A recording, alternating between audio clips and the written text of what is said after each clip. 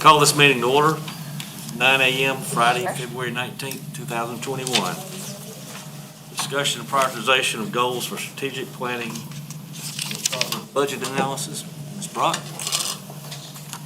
Good morning, Mr. Chairman and County Council. Welcome staff members as well, Sheriff, and local news media. We do have a few items on our agenda this morning, and I know that your desks seem a bit cluttered, but we wanted you to have some takeaways that you could refer to the at-a-glance documents. Ms. Caggiano has left you all a nice, lovely notebook, as well as their annual report, which is separate from the Oconee County annual report, as you all know. Also on your DS desk, you'll find an at-a-glance here, and our dollar bill for expenditures for budget. Ms. Liddell Price will be providing you information regarding our budget update, as we are just a little over 6 months into the current fiscal year. Also on your desk are your county CAFRs and audit documents. They're on the desk? Okay. A lot of things on your desk. The auditors for Oconee County, the external auditors, have been asked to make the presentation regarding the audit on March 2nd at the regularly scheduled council meeting. So that will be an overview of our previous year's audit CAFR report at that time. And without further ado, we'll go ahead and start on the PowerPoint here. You have, yours probably is larger than mine. Starts with the Oconee County annual budget update. Everybody have that? The front looks like It'll this. be a land, yes, sir. Okay. Obviously, the PowerPoint is on the screen as well. Shannon, would you like a copy? Okay. Okay. Anybody else got one? Perfect. Okay. We're ready if y'all are. Okay. See if I can talk without suffocating. This is just an annual update on our current year budget that we're in. And the fiscal year end is June 30, 2021. You'll see on page 2 just sort of what's going to be run through. We'll do the revenue history, the expenditure history, some millage rate trends, debt margin, fund balance, the capital projects, the special revenue, rock quarry, and then any items of your interest.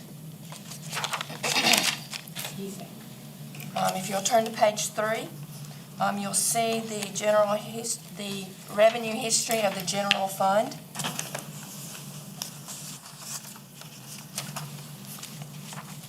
You'll see that we're running pretty close on all categories. The property tax, intergovernmental. There's a few things. Interest is going to run low this year due to everything that's gone on in the past year. The license permits and fees, you'll see that there's going to be an increase of what was anticipated, and that is due to the license permits, the increase of the building permits, Register of Deeds for their recording fees, and then the solid waste for their tipping fees. Can we ask a question as we go along? Absolutely. So on the property taxes, do we know why we missed the budget by $500,000? Well, and that's subject to change because there's some fee in lieu ofs that I have not had recorded yet, so it may be right on the money. But Duke Power did get a large refund this year. Right. Oh, yeah, okay. Yes, we preemptively processed the refund for Duke Power based on the recommendation from the Department of Revenue to the auditor. And behind the revenues, you'll see some detail that will break it down into the individual categories that you can look through.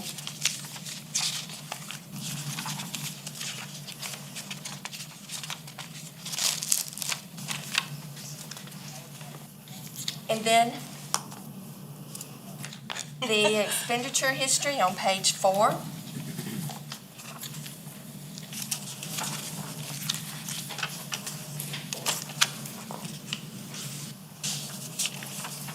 I have some history behind of where we're at as of 2/12/2021, which was last Friday. And the ideal percentage should be around 38%. And this is on page 4-1 and 4-2. And we have a pretty large encumbrance for the fire trucks this year. So the very bottom of page 2 will explain that. We're sitting at 35%, but if you remove that encumbrance, we're sitting at 40%, where we should be sitting around 38. So we're running calendar-wise where we should be for our expenditures. We need to look at that come about April, because I know last year we had to pull back on spending. Yes, sir. Yes, sir. We absolutely do. I do want to make a note about this, and I'm going to stand up, the small print so far. Look at the 2019 actual versus the 2020 actual. The 2020 actual versus the 2021 budgeted. The actual and the budget numbers look so different because the budget number for 2020 was actually, was it 9 million? 9.4. It was 9.4 million for the general government, the budget amount. So you'll see our actual numbers for expenditures are coming in underneath what our budgeted amounts were. It appears that there's a significant increase between that actual and the budgeted number. I just wanted to clarify that. When we obviously make a budget, we're making a best estimation on the expenditures and purchases for Oconee County. That actual number for savings in the 2020 budget year was $687,000. The difference of the $615,000 was the difference between the budget and actual expenditures. I just did not want anyone to think that there's a $2 million leap there when we're comparing budget to actuals. Hopefully always come in less than budgeted amounts for the expenditures.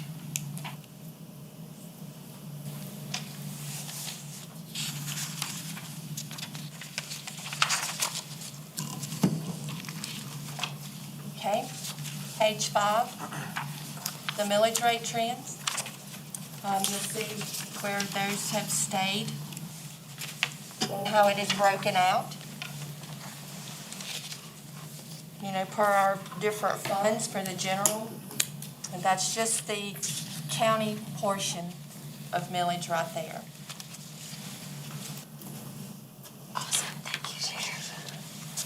If you'll turn to page 5-1, then you'll see the breakdown for the total, which also has the special district rates and the municipalities and the school.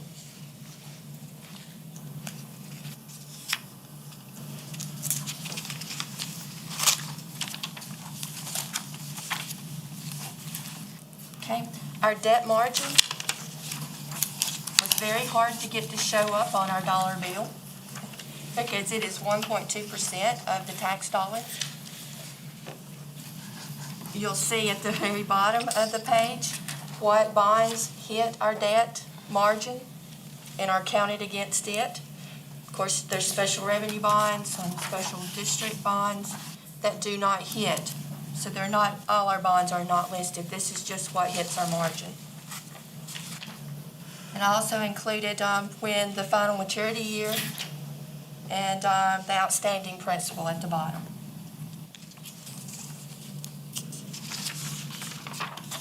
And then a lot of the pages that you see behind for backup come out of your 2021 audit book that I gave out this morning. Just thought it'd be easier to have it there in front of you while you're looking at that information.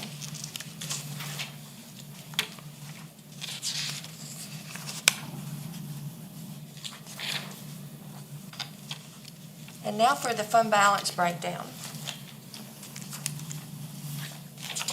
This is also a page out of the audit, and you'll see what our cash assets, investments, governmental and all the other funds, and then the totals. You'll see, our liabilities,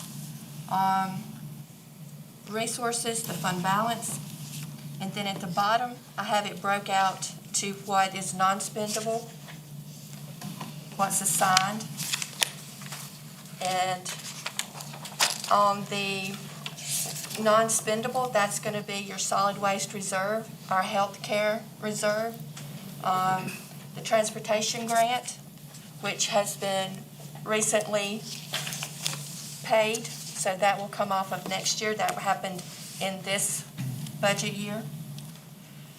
And then our OPEB reserve. Over the years, our balance has increased. Do you want to talk about? Yeah, go ahead. Okay. So as you all know, council passed a target of a 25% of each annual budget, each year's operating annual budget is for a fund balance. So as the budget for Oconee County operations increases, the need to increase our fund balance also increases. We have made strides in that over the past several years, primarily restricting unnecessary or finding ways to save on expenditures. Recently, we discussed sharing equipment between solid waste and rock quarry. That there'll be more of those things coming as departmental needs begin to overlap in the sharing of responsibilities. So you're referring to the unassigned fund balance? Correct. Correct? Correct. And our target's 25% of budget, Yes, so we got a ways to go. we do. We have increased. And I think we all understand the importance, because COVID and the tornado has told us we've got to have an emergency fund available to us. Absolutely. So we've increased, I think we're at 9% right now? We have almost 9.5 million. Percentages yesterday, let me see. Yeah, currently we are at 9.4 million in fund balance. Target, of course, would be 13.1. So we are short approximately 3.6 million. We gave ourselves the win to reach there. You guys did that 2 years ago. I can't remember what the year. 25, I think. Yeah, was it 2025? Was it a 5-year? It is 2025. Yeah. Yes. Mr. Chairman, if I may. Number one, council in the last 2 years has done a great job of not spending the reserve, and also using what was in the budget or what was unspent and putting it on recurring cost. That's what got chunking in to where we weren't adding anything back to the reserve. Obviously, the broadband expenditure of $6 million coming out of there is the reason why the fund balance dropped like it did, but it did not help that recurring expenses were happening with that money, and it was just, we'll find the money somewhere. So I'm very proud to be on a council that has made better decisions on that money for Oconee's future. So I just wanted to, as you as budget chairman, during your term as budget chairman, that has been made me feel a lot better where Oconee County's headed financially. Staff, I appreciate the opportunities that y'all have put in front of us to allow us to make better recommendations on the budget. And I think we're headed definitely in a lot better direction. So I just wanted to bring that up. Thank you, Mr. Chairman. Go ahead. Okay, thank you, sir. So that finishes the general fund. And the next section is going to be the capital projects funds. Our economic development, bridge and culverts, capital equipment and vehicles, and then the general capital projects fund.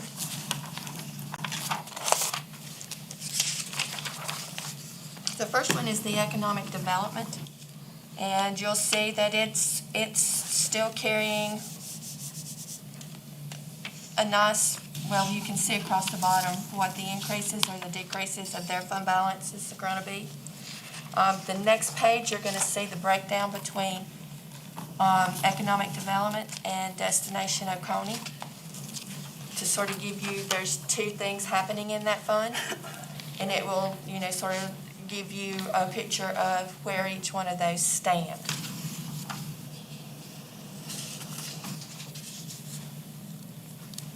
Based on 2 years' experience dealing with a mixed millage designation for recreation, Destination Oconee, PRT, large-scale projects like Seneca Creek that was recently approved by council, it will be a recommendation from staff and administration for us to separate that millage out into 2 different millage items for the upcoming year, just as of a note.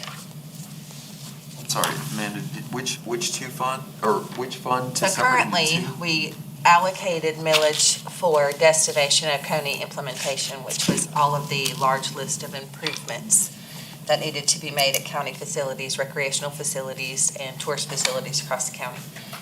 We merged those millages together 2 years ago. Because of the designation for specific projects financially and for transparency, I think it would be a lot easier and simpler for staff to have their designated millage in one column, designated millage for this in another column, so that everything, and the public, it'd be easier for the public to understand. Sure. Expenditures coming out of Economic Development Fund for significant improvements at public access areas can be confusing for some, and I want to make Right. sure that we are not confusing anyone with the expenditures. Chairman, just because you touched on that, I just want people to clear, because there is some misinformation being tried to throw out there about Destination Oconee. Destination Oconee includes our park expansions, our quality of life, things like that. Seneca Creek is in that Destination Oconee plan. So I just want to be clear, so we're not trying to confuse the public on exactly what Destination Oconee plan is. So as you speak about implementing that plan and using the funding that council has allocated to those plans, a lot of this is around the tourism and the parks that we use on a daily basis. So I just want to be clear before information gets thrown out that we're implementing Destination Oconee. We need to understand and we need to inform the public of what Destination Oconee is and continue to move forward about what this is with parks and everything like that. So thank you, Mr. Chairman. And these capital expenditures on assets for Oconee County residents, such as, again, we're going back to Seneca Creek for this one because that's the one we're currently working on. We had experience over the weekend in the recovery of the drowning victim, where we were staged at Seneca Creek on Saturday. It's too small. It's dark. It's hard to get in and out of. The improvements plans for there will create a destination for locals to have an access point off of Seneca Creek Road to utilize the luxuries of Lake Hartwell. These improvements are capital improvements for citizens and visitors. Thank you. I just wanted a clarification so there wasn't any crazy things put out there to the public. Then the next capital projects is going to be the bridge and culverts. And you can see the fund balance on the bottom line there. I don't know what it's supposed to be for this year's This coming year's project, expenditures. or this. So we do have a couple of pretty large, expensive projects coming up. I realize when you look at the fund balance, you say we're sitting on $4 million. Okay, the average bridge is $6 million. We have to build a fund balance up so that we're not having debt to do the construction that needs to be done.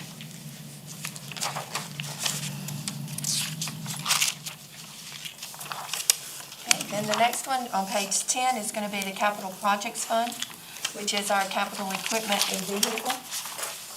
This is the second year for this. At the end of FY 2020, there was a fund balance of $375,000, but that included a rollover of a couple of pieces that had been purchased, which will be, that money will be spent during this fiscal year. So anticipating around 36,000. Well, that should be FY 2021 at the top of the second category.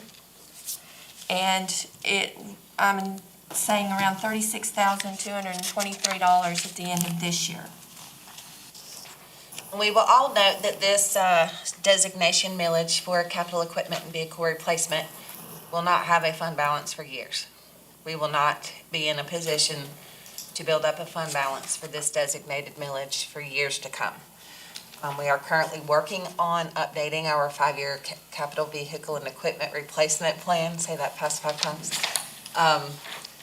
And for 3 years, we know we're going to be in deficit again. So we know that 5 years from now, we're probably still going to be looking at only 1 comma in this column.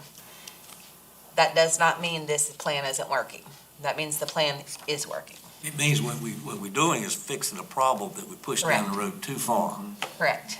But because we don't have a fund balance build up here, I don't want you all to think that it's not working. It's working. There are, 17 or 19 for this year, and 2 of those were enormous purchases. The plan is working. It'll just take us a little while to catch up to the point where we're doing maintenance and repairs instead of catastrophic, oh my goshes. This has been one of the best designation of millages that countywide departmentally impacts our ability to serve. We have scrounged for vehicles for years. It's very nice to have the ability to tell the sheriff, tell departments, tell us what you need and we'll work it into this system. Most definitely, because that was one of the hardest parts in the past budgets before this, was when we had the budget, that's one of the first things that would get cut. As it is not a necessity, we could make it, but this way we can keep those things going. Okay, the next page is the capital projects, the general capital projects. You're going to see some of the solid waste permitting funds in there. The airport improvement, those revenues and expenditures flow in and out of here for the grants. The Bounty Land substation, where we had bonded that in 2015, that money is sitting there. And then the fire truck, that money is there. Of course, it takes a year and a half or so to even get a truck running on the ground. And then our special revenue funds, which include emergency services, 911 communications, Tri-County Tech, and the road maintenance. The emergency services fund is running pretty well the same. That's where you get your station money, where we pay those out to the individual fire departments, rescue squads, hazmat, those sort of things for the unincorporated areas. The 911 funds, of course, is the majority of it is run through the state and the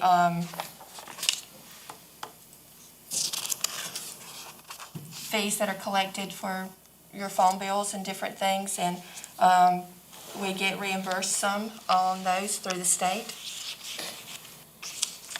But it's running fairly well, and of course, that equipment is very expensive if it goes down, and if that goes down, we have some major problems.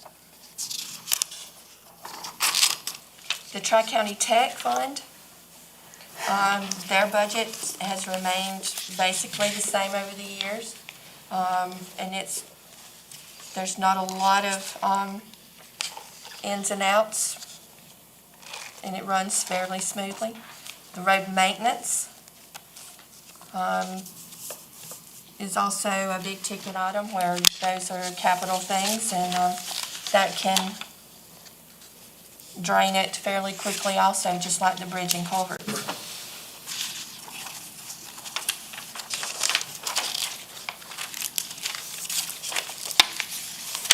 And the next one is the enterprise fund, the rock quarry.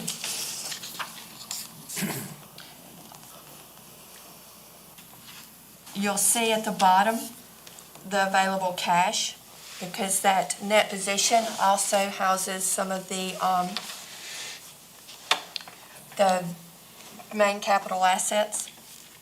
But their available cash is running around 8.2 for the end of the year for June 30, 2020.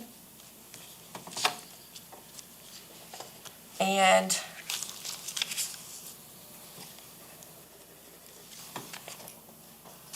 do you have anything you want to add on the rock quarry? For the rock quarry, just for clarity and for informational purposes, I ask this every single year when I go over the budget document, every single year. So I'm just going to say it out loud. What is non-operating income? So it's actually depreciation.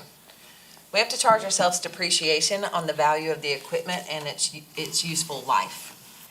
I know I said it last year, I'm going to say it again this year. The rock quarry is one of those enterprise funds that we are lucky to have. It is an asset to Oconee County.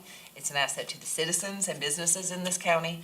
And last year, as you'll see on your at-a-glance card, the rock quarry did have $6.5 million in revenue sales.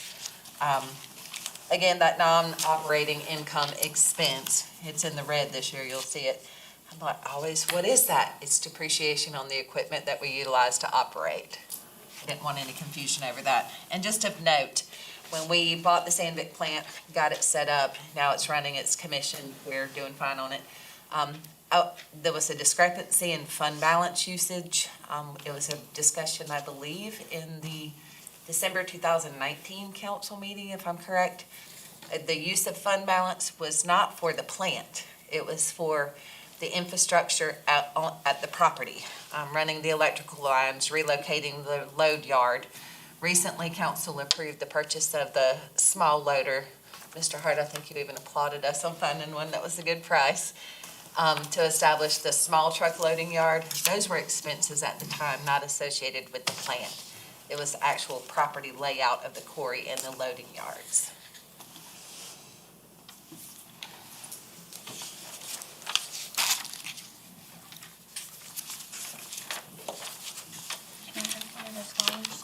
Yes. And you'll have your dollar bill. This is a tax dollar. This does not include any of the intergovernmental funds, the state aid, our license permits, anything like that. This is complete tax dollars. And it includes the school district, what our capital project funds and special revenue funds have millage that is based on our bonds and our county operations. And you'll see the percentages there. So when you pay $1 for your taxes, 50% of that dollar goes to school operations, 12.5 to school bonds. The special revenue did not print on there. I believe it was 3.3.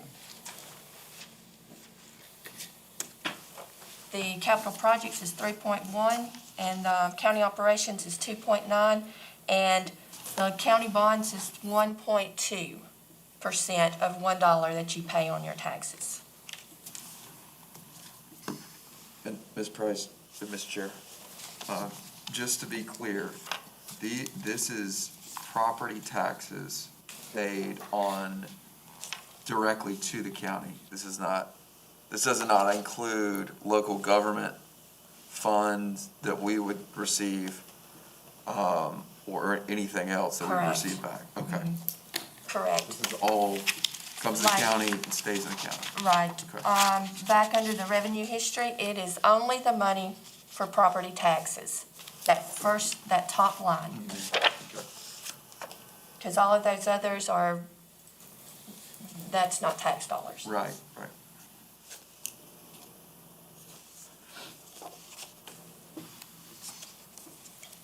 Do you guys have questions, discussion items? And to that point, it would just be the red line and lower on say that this is based on 2021. budget or 2020 actual? Which one is? 2021 budget. 2021 budget, so that's $40,033,741. The school district is obviously at a separate, Yes. so county would begin at this red line and lower, is that right? Right. Okay, Because if you want to put it in that category, school district is 62.5%, and then the remaining cent would be county. okay, thank you. Any questions? Yeah, one of the things I wanted to bring up, and I did not bring my little sheet with me, is about, Oconee County in the state where we rank as one of the lowest taxation areas in the state. We're very blessed because of the industry we have, Duke Power, obviously. But, we do a great job at keeping our taxes low. We're continuing to improve on some things. Ms. Brock and your staff, y'all have continued to adapt to what the needs are out there. And this has been a trying time. A lot of counties have not experienced the growth that we've experienced, and especially, last year and the crazy year that we had with everything going on, keeping the wheels on, people in and out for sickness and everything else. So I think that speaks volumes to what we have tried to do over the last few years to prepare for that. And I remember a statement Mr. Elliott made, 22 is going to be rough, and 22 came a year earlier. But I think we've tried to do some things to prepare and plan for the future, and I think your staff has proven to be the staff that needs to be here at the county. So for those that are working behind the scenes, it's being recognized by the citizens as well. Nothing's ever going to be perfect. We're getting some stuff going in the rock quarry. I think we're getting into better rock from what I'm understanding, which is part of that, and we're learning to operate a machine. Anyway. Any other questions? If not, let's move to the strategic goals discussion. Each councilman, if you would, go over your council priorities and expected impact and give a little verbiage to it. And then at the end of your time, we'll let council people ask questions to you. So I'll start with mine.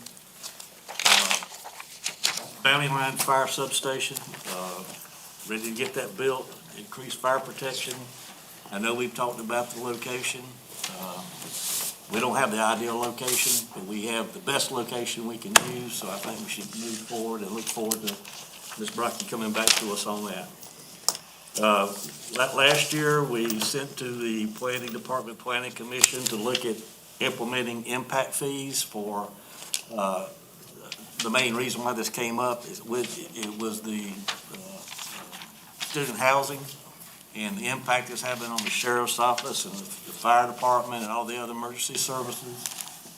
Impact fees provide additional capital for capital equipment such as sheriff officer cars, fire trucks, the things that are expensive as demands are put on us as development occurs. My next one is add to the complement of sheriff deputies. We talked about that in the law enforcement meeting. With this increase in student population coming to Oconee County and Oconee County also growing, it's put an increased demand on our sheriff's office. And we also, 3 years ago, dedicated sheriff's officers to the school resource officers, and that actually reduced the available officers. It's expensive, we've talked about it, but we need to start getting the complement up to where it should be, as much as we can. My next one is to construct additional hangars at the airport. That allows for more fuel being sold. We get taxes on that. It allows the airport to collect more rent. It allows Oconee County to collect more property taxes. We have a waiting list of planes wanting to come to Oconee County, and we can collect that property tax, get the rent. Building hangars is cheap. It's cheap in relation to a lot of things. My next one and my last one is conduct a study of a greenway project. Like to see it, the project on Highway 11 near the town of Salem. The town of Salem desperately needs revitalization and help. You look what happened to Travelers Rest. That's just a prime example of providing something great to the citizens, and it also provides revitalization to an area that needs it desperately. Any questions on my priorities? If not, Mr. Kane? Sure, thank you, Mr. Elliott. And most of these are in no particular order, except the first one. Utica revitalization, I know is a broad statement, but it's one I've mentioned many times. Though it is in my district, the effects that Utica has on this county are felt across the county and probably the region. So that is a very large bite of the apple for the county to tackle. But I would say my expected impacts from, let me go over just some of the things that I think from a tactical standpoint or strategic standpoint. Potentially a new convenience center over there to assist with folks being able to dispose of their garbage. It's a very dense area. There is the Strawberry Farm is approximately 4 miles away, and the Metrocon? One off of Metromont, excuse me, off of Old Clemson Highway is approximately 4 miles. So right in between there. Yes, sir. And I know that, I think if we put something in that Utica area, that would relieve the burden on Strawberry Farm to some extent as well. Codes enforcement in that area, and again, this is all under Utica revitalization. Yes, sir. Codes enforcement would assist. I know that we have a codes enforcement position that is currently open. Correct. I would like to see about adding an additional position for that. That is, we could probably use 8 positions, but one is not enough to cover this entire county. We complain a lot about things, putting new laws here and ordinances and all that, but if we enforce the code that is on the books right now, I think a lot more problems will be taken care of, and we wouldn't hear so many complaints from the citizens about all these problems. We don't always have to do new things. Sometimes it's just a matter of enforcing the things, the laws that are already there. And also to mention what John just mentioned, sheriff's deputies, having folks who have a consistent presence over there, and I know that there is a consistent presence, but in areas of high crime is very important. This is the highest crime area in the county by a long shot. And continuing to make sure we have a presence there may require additional officers designated to that area. The expected impacts, reduction in drug addiction and crime throughout the county, and the reduction in the costs of enforcement, long-term, increase of safety for our citizens and residents, increase of quality of life, increase of property values, and increase of tax revenue ultimately when that area is revitalized. So that's something that is my number one goal. If I could just pick one for anything, it would be that, and I would hope every council member would, because that is the biggest threat to our county right now, in my opinion. And these are the following ones are in no particular order, Mr. Chair. Stormwater management plan development. We've heard recently, there's the climate, regardless of what is causing it. We can debate that until the cows come home. But we know the climate is changing. We see in Texas right now a terrible situation. Our thoughts and prayers are definitely with those suffering right now.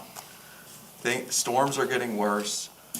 Rain events are, 100-year events are now happening multiple times a year in South Carolina, in Oconee County. And we have got to be paying attention to that and be planning for it, and we're gonna have to change the way we do things. There's been some really bad situations in my district where things are being graded and somebody gets 3 inches of rain. There was the current code is not adequate to protect other properties when those kind of things happen. So I don't know what the solution is. I'm not a civil engineer. I don't want to spend more money on anything, but we have to make sure that our citizens are protected so their only recourse isn't just to file suit every time. That's a very inefficient means of addressing a problem. That's a very reactive means of addressing a problem. We know these rain events are going to continue, and they're probably going to get worse. And we know we're going to have a lot of development in this county. That's a good thing.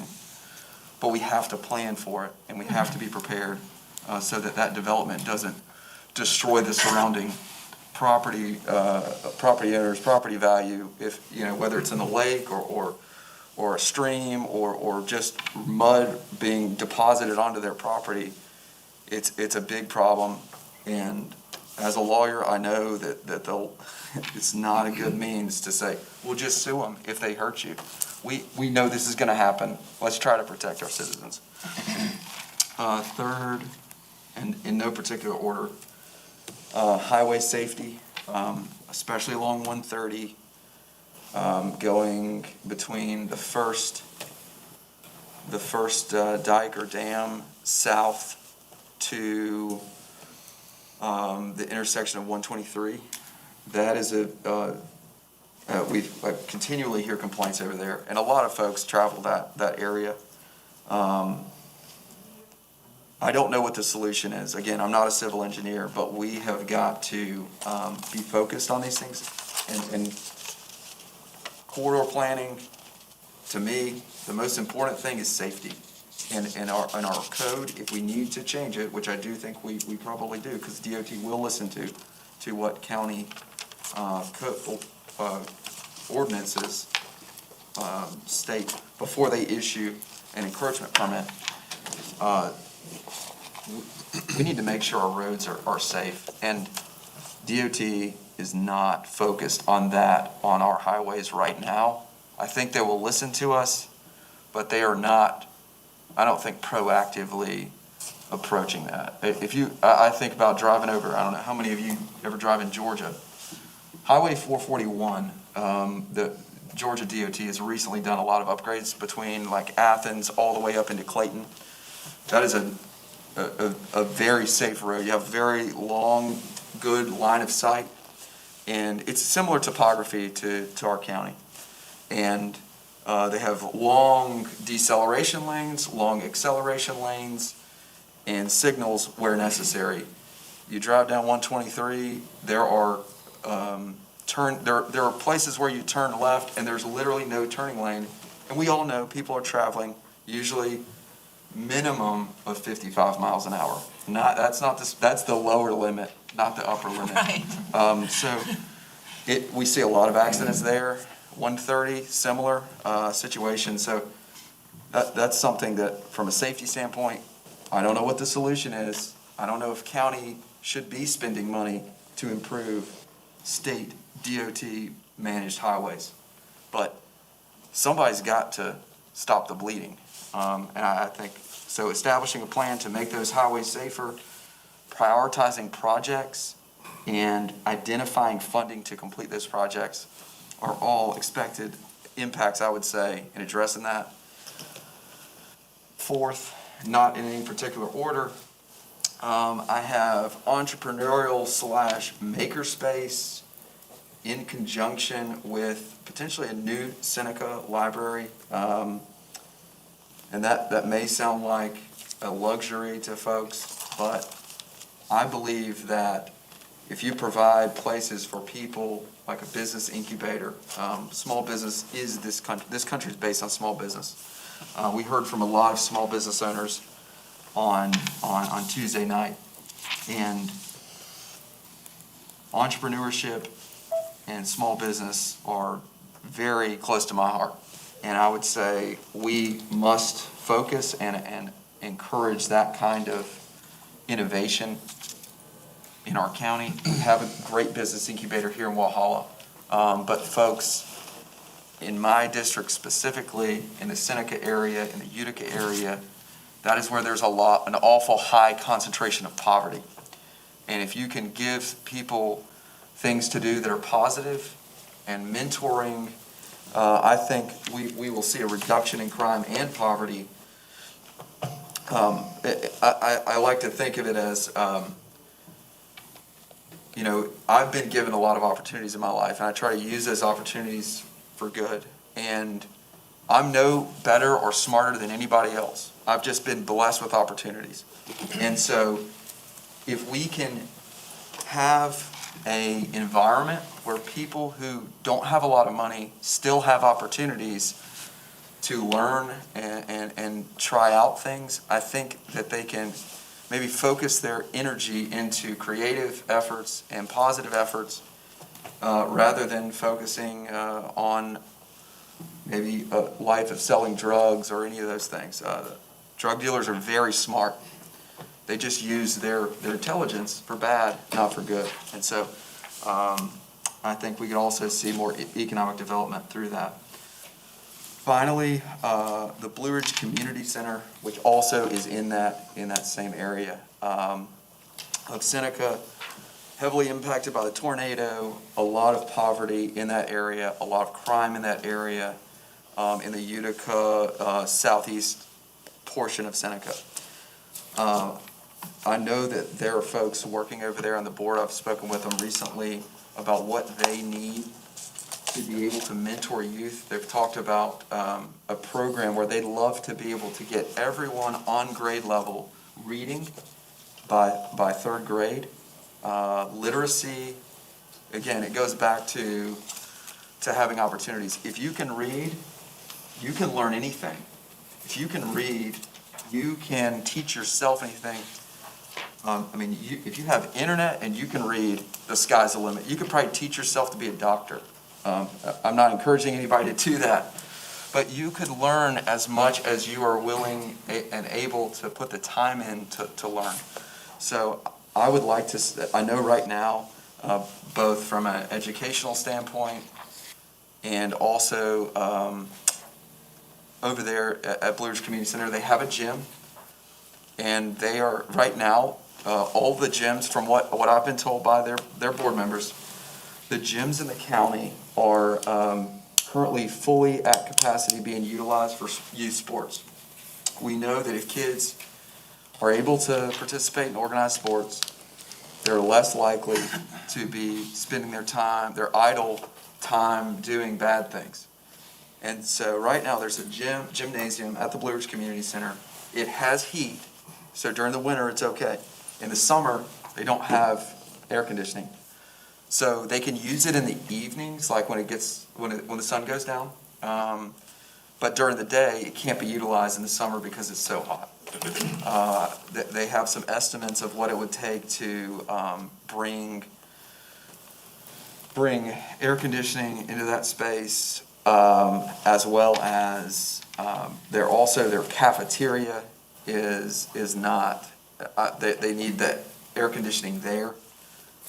That would allow some potential opportunities. There's a commercial kitchen there. It is not DHEC certified, so it's effectively not a commercial kitchen. You could go in there and cook food for yourself, but you can't do much else. So that's something that if we can help them get a little bit further down the road in terms of infrastructure in their building, they will be able to provide opportunities for youth, mentoring.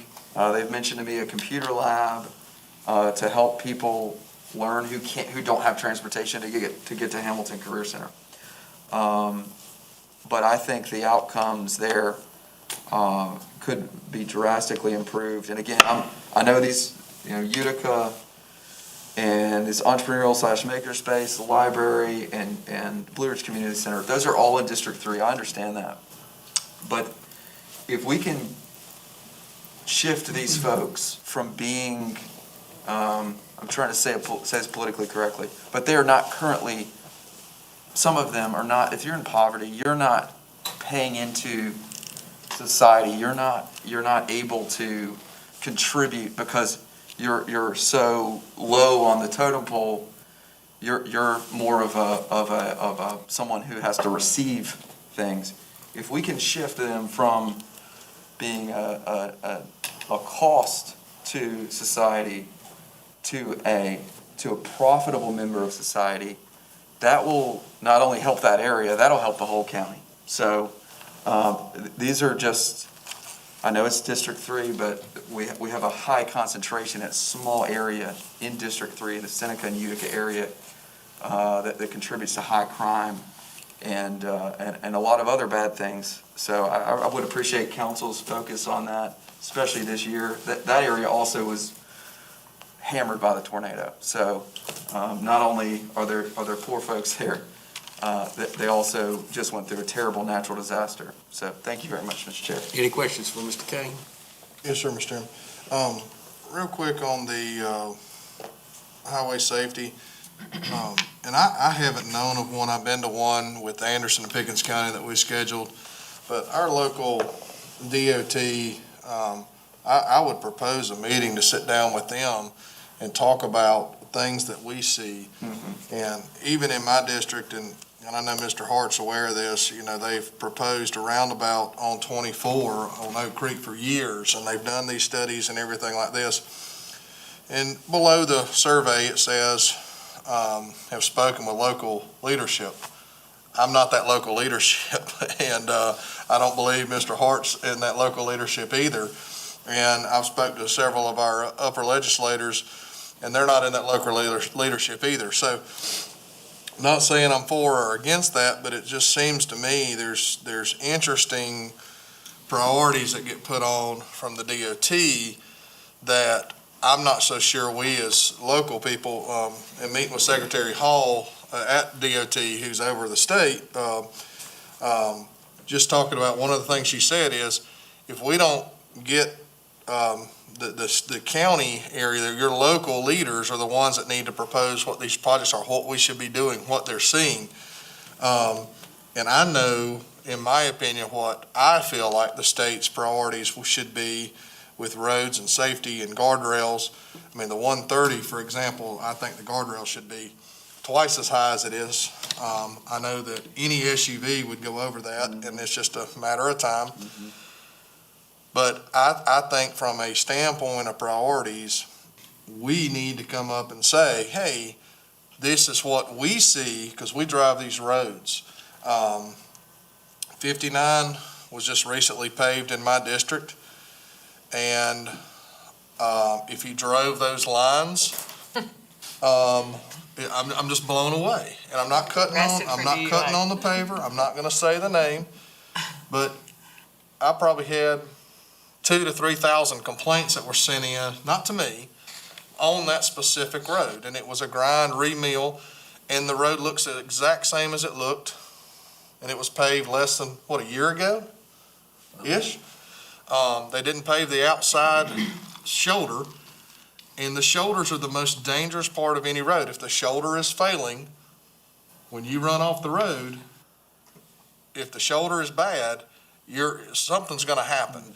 So these are the things that I look at from a DOT standpoint, is they're doing a good job of some sorts, but when I get a proposal and again, I've tried to talk with my area about this proposal on a roundabout. I just don't think that's high on my priority list with safety on the South Carolina DOT roads in Oconee County. When I come off of 85 onto Highway 11, it's a welcome home. And I'm not so sure if it's a welcome home or not. But that's my priority, is that Highway 11. And that's, I'm all for, if they think this is safer. I've lived out in Oakway. I've been out there my entire life. But I have never seen an accident at that specific intersection. I know they're trying to do some improvement, but I'm just saying that maybe we need to be more proactive with that. I've spoken to leadership. I know Mr. Hart is heavily involved in what these roads are and where they're going, but I think from a standpoint of meetings and coming up with, hey, here's what we think for these state roads, because it's a problem. So I did want to bring that up while I had that on my, so I'll get off my soapbox on roads. But that's just my 2 cents, or 1 cent maybe. Any other questions for Mr. Kane? Okay, Mr. Davis. All right, District 4, I'm not even gonna put the magistrate on there because I assume that we've beat that horse, and the horse is in the stall ready to be released, so that's good. Broadband, we're right there. We've been discussing it, but broadband is as important as water and electricity. And if we haven't learned that, so I know council has been prioritizing this for years. We've got millions of dollars of citizens' money on there, and that's why I got my number 1, especially my outlying districts of there, and affordable internet for those as well. The county fiber's hanging out in there, and I feel like if we don't do everything we can to get people on this, people are going to start digging it up and trying to attach to it themselves. So just a thought process on that. Please do not do that. Please do not do that. That is actually a crime to do that. So, and you will not be able to attach to it anyway. So, road funding for our county roads. We got a lot of demands. We've accepted, being on the Transportation Committee here at council for the last 4 years, going into my 5th year on that.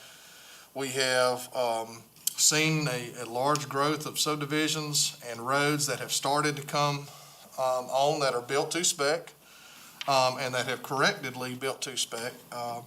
So Mr. Hart chairs that committee that I'm on as well, and we've accepted some roads in there, but we need to make sure that we're properly funding.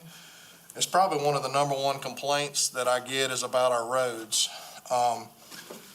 Vehicles are larger, and I mean, half the time the school buses and a car can't go down most of our county roads at the same time. So you're seeing the damaging done to the shoulders of the roads as well. So most of these roads are original, I call it 1.5 lane roads, to say, and especially in District 4. A lot of those are old farm roads. So, but impact, you know, the citizens are demanding better roads. They're demanding us stay on top of it. It's a lot cheaper for us to maintain these roads than it is to constantly just try to patch and keep them together. Our road crew does an awesome job. They have really done a great job on clearing the culverts and keeping the water off the side of the roads, which is saving the roads safer. You know, new roads and wider roads are safer. It's just that simple. Better looking community. I think when people come in here and they move into it, I know some of these roads, I have to tell people, well, this is a state road or this is a county road. But the things that I look at is, you know, people are looking at these roads, and when you're driving on these roads, I want them to be looking at Oconee County, not how am I going to keep my car in the middle of the lane. Sheriff officers, been a big proponent of this for years. We've added over the last, we did the school resource officers, and that was a huge project. And I'm still, I know from a standpoint of what that project has done, I know that, and if anybody's friends with any school resource officers, the things that these guys, the mentorship these guys are providing and ladies are providing is unbelievable. I'm just so happy with that project. But I do think that we need to, we talked about 1 to 2 a year, and then we talked about the ability to add. I think the correct number that I've kind of came up with is about 4 per year. I think that's easy. There's just no way to, I don't think we can put anything more in the budget, and I think it would stress out the system if we're adding 5 and 6. So I was proposing at least an additional 4 per year for the next 5 years. So that's 20 over 5. Now, again, we're going to grow. So we just got to think through that. But I think trying to add any more than 4 or 5 per year is just very difficult to get them through the training. We've talked a lot about the pay on that. Council has prioritized pay in this county for the last 3 years. They've seen the need to increase that not only from a sheriff standpoint, but also from our staff standpoint. So I know we've taken a little bit of heat over that, but I know if you sit there and you look through where we're at on our pay per position and our pay in our officer's position, we're behind, we're catching up. And we have made some strides over the last 3 years. And to me, it's been worth everything that we've done, and I appreciate the citizens that have contacted me and thanked us for doing those things. I think our staff retention has been higher. I know our sheriff's retention has been there, and but that needs to continue to be an emphasis for us as well. Utica, it was kind of talked the other night about being knowledgeable at Utica. I spent a lot of time in Utica over pretty much my entire life and things that we've done assisting those people that do feel like they're forgotten. And I know this sounds like a simple thing, but the recycling center, having some place close, if you think about 4 miles for most of us is nothing. But if you look at Strawberry Farm, the reason why I've got this on my District 4, Strawberry Farm services a lot of my district and the recycling center. Strawberry Farm, yes, is in District 5, but I just wanted to state that a lot of the trash that comes from there comes from District 4. And District 3. And District 3. And so Mr. Swain Steele came up the last meeting and talked about the number of cars coming in Strawberry Farm. And you really take the bottom 4 recycling centers, add those together, and that's Strawberry Farm. It's unbelievable the amount of traffic that area gets. So what I kind of wanted to bring up is, number one, having a recycling center close to the Utica area, because there is a lot of growth in that area, and District 5 Shallow Road is exploding. We know it's exploding, but that puts it right in between those 2 areas, and it takes it from 4 miles for either Metromont or Strawberry Farm down to less than a mile. And I know some people may not have a car, but if we're able to get something within a half a mile to a mile of that specific area for that downtown area that doesn't have trash. I know if you're in the city limits, you have trash pickup, but Utica does not have trash pickup. And my people complain because when they go to Strawberry Farm, they're waiting 15, 20 minutes to throw their trash away. Now, that is not on anybody at Strawberry Farm. That's just how busy that area is. And so we've done a good job at utilizing the flow pattern in there. I know there's pros and cons to the flow pattern, but I'm just saying, but the amount of traffic coming in there is unbelievable. And if you don't know, if you don't know, it's because you don't live in that area. But we've got to take some weight off Strawberry Farm. And I think a Utica recycling center puts a little closer to that District 5 area out there. And then especially the Utica area gives them a way to say, okay, I got half a mile. If we're going to hold these people accountable for trash, and I brought that up in the last meeting where I talked about, they just get, when you got 15, 20 bags becomes 30, 40 bags.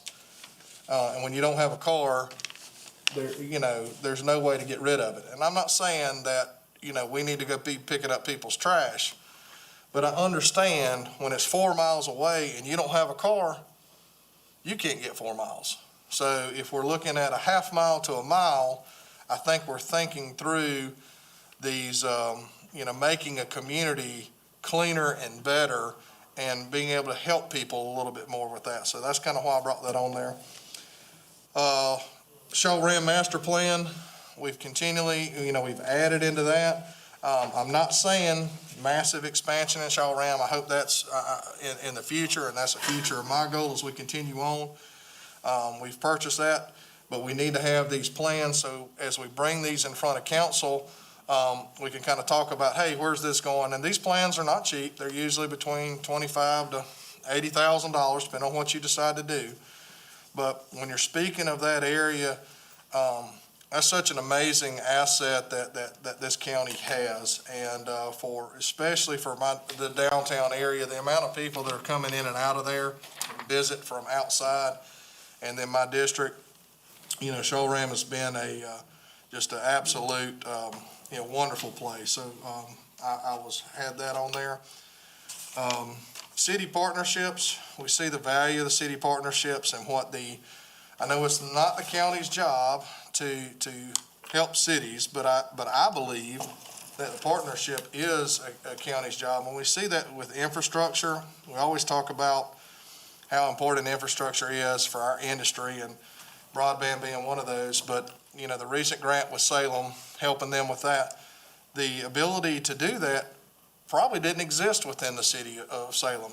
The council was kind enough to give the city of Westminster $50,000 to help with their water study grant that they have coming up. And it's no secret that infrastructures are falling apart in our city. So I just wanted to continue to push those partnerships to keep those alive, especially as infrastructure, because as you've seen in Texas, even what they think is a wonderful system may not be so wonderful when the environment takes over. So another one I had is a county extension office in the Seneca area in DMV. It's another one of those issues that we constantly have where you got to come all the way here to pay taxes and you have to go all the way in there. So whether it was a drive-in area up there, something to make it simpler for our citizens, and again, this is very similar to the Utica Recycling Center, just lower the numbers that we're having to take here.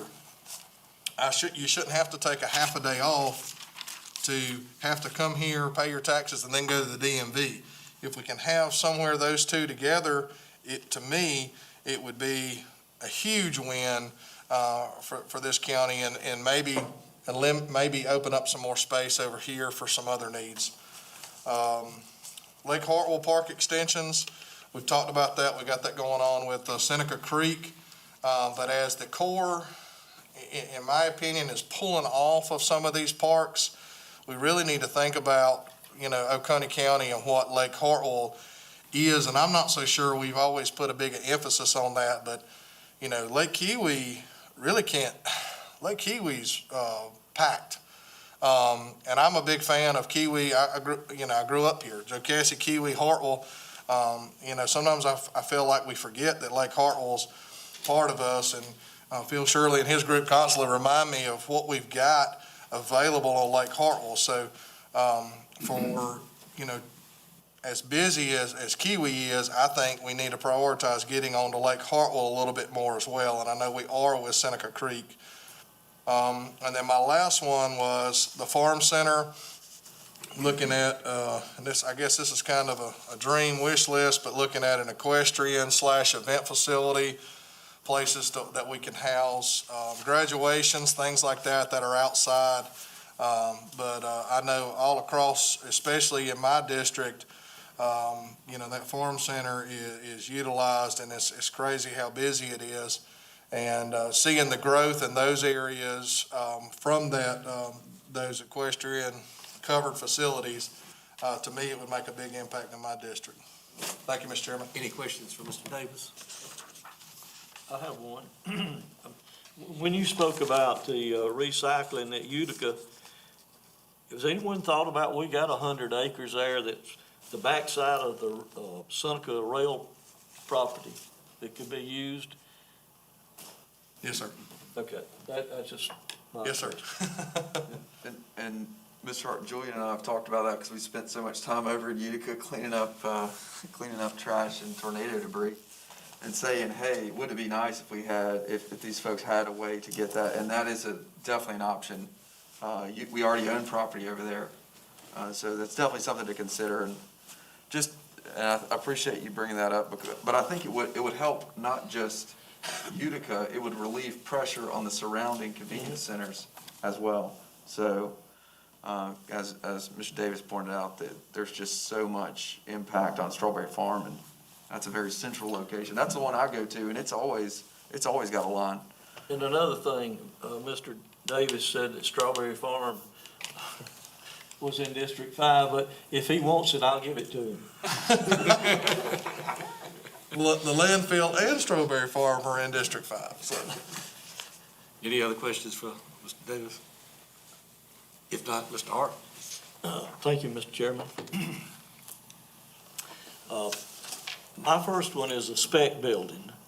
I'd like to construct a spec building in Fairplay with a minimum of 125,000 square feet.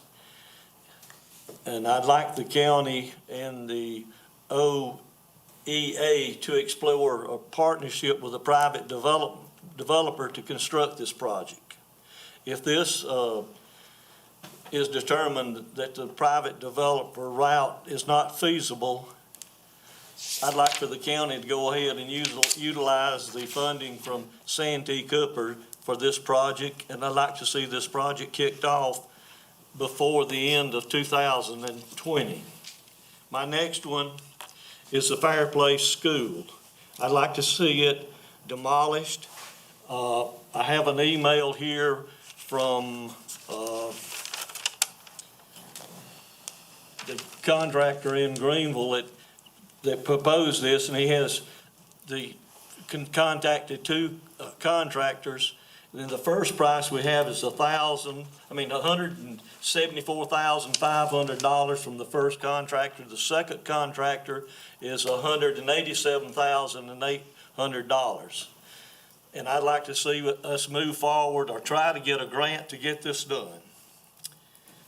Next, I'd like to see us try to get a grant to connect our ongoing sewer line to exit 4. Also, I'd like to see a grant to connect the spider network to tie into the sewer line, base trunk line at exit 1 and 2. And there's a possibility that we need to also work with the sewer authority and see what can be done and do what surveying they need in the 123 area. Next, this may not be right now, but somewhere in the next few years, we're going to need to search for an acreage for a new sewer treatment plant if we have to join with the sewer authority in the southern end of the county. I talked with Mr. Chris Alizar, and he said that Greenville County had, I think it either 10 or 12 of those treatment centers all over the county. And I think with our growth, we're going to need it. And next, I want to go into what was said about the airport. With new hangars, the airport can be self-supporting. I think that's a good idea. I'm also with the Salem Water. I think we need to help those people. Mr. Kane just mentioned recycling at Utica. Also, the recreation. I was fishing one time with this gentleman from Charlotte, and he said that baseball bats, baseball gloves, and baseballs had saved him quite a bit of money for his 3 boys because it kept them out of trouble. I think we need to help the sheriff's department. If he needs more deputies, we need to try to slide some in occasionally to help him. Also on the Lake Hartwell parks, one of those is almost directly across from my family's place on the lake, and I know that needs some. And far as the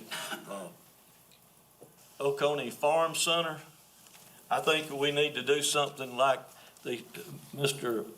Davis said, far as we can have all type of activities out there for as showing horses or what other things they do, weddings, to promote this area and keep it in Oconee County. And the last thing, anything that will benefit Oconee County and their citizens, I'll be glad to work with any one of you in your district to help the people in that district. Thank you. Any questions for Mr. Hart? One quick question. The Spec Building, you know, as we've kind of came through, and, you know, I've served on council as well at the same time you have. The 125,000, I guess the thought process is, did you have a specific, or you're thinking, exit 4, fair play? I mean, what's your thought process behind, because we obviously need, whatever we do, we have to build it to where it has the ability to expand, and that seems to me the world that we live in today is, hopefully they come in 125 and then expand. Did you have, what's your kind of thought process in 5? Well, that's in limbo. Okay. Either or. That's the reason I said in fair play. Okay. Because we've got several sites that we could use, and I don't want to tie it down to say one place, because it could be some other place, okay? Yes, sir. Any other questions for Mr. Hart? If not, Mr. Durham? Thank you, Mr. Chairman. So I have law enforcement resources. You know, we talk about destination Oconee plan, and we have the nicest parks and the prettiest signs to guide people there. But if people don't feel safe, they're not gonna come.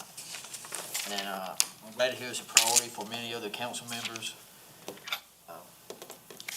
You know, the county, you know, we got drugs in the county, I mean, a lot. And the police right now, they're stretched thin, the sheriff's department's stretched thin, and we keep getting on resources, and they become more proactive versus just reactionary to it. And it's just gonna make our community safer, it's gonna help with economic development, it's gonna help with people we want to come into the community. Also, I have on here, tied to it, is explore substations. And I have in my district a mountain rest substation. We talk about tourism. Well, the mountain rest area in the summertime, spring, fall, I mean, there's people out there all the time. And yes, tourists, but also people in the county. You know, a lot of people in the county, that is their summer vacation. That's where they go.